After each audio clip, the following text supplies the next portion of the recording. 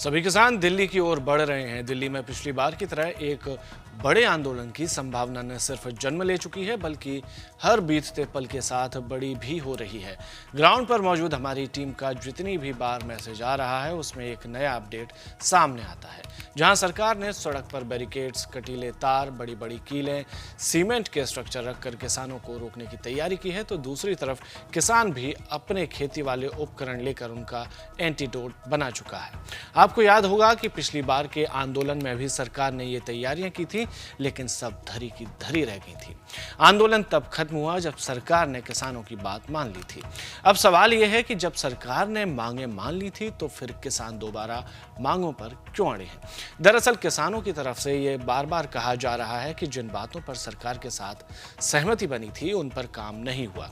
अधिकतम मांगे अभी तक पूरी नहीं हुई हैं। किसानों की इस बार के आंदोलन में जो मांगे हैं वो कुछ इस तरह से हैं।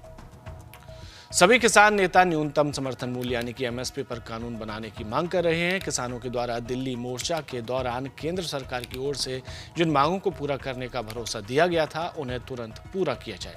साल 2021-22 के किसान आंदोलन में जिन किसानों पर मुकदमे दर्ज किए गए थे उन्हें रद्द किया जाए।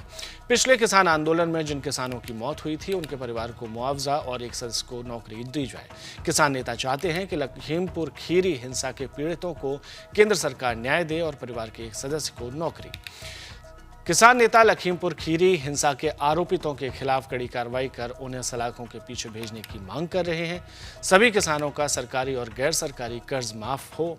60 साल से ऊपर के किसानों को 10,000 रुपए पेंशन दी जाए।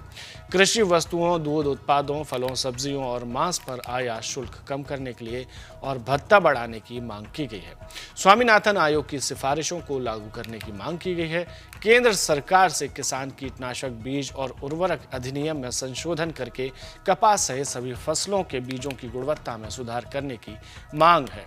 अब इस मामले में केंद्रीय सरकार में कृषि मंत्री अर्जुन मुंडा क्या कह रहे हैं वो भी हमें जान लेना चाहिए, क्योंकि इसमें एक पक्ष सरकार की तरफ से कहीं ना कहीं बार बार सामने आ रहा है और यही वो बात है जो किसानों को भी सुननी चाहिए। समाजवादी पार्टी किसान आंदोलन को सपोर्ट कर रहे हैं, क्या कहना है इस बार? आपको लग रहा है कहीं ना कांग्रेस पार्टी के बहुत सारे नेताओं की तरफ से राहुल गांधी और इन सब लोगों ने ट्वीट कहा है।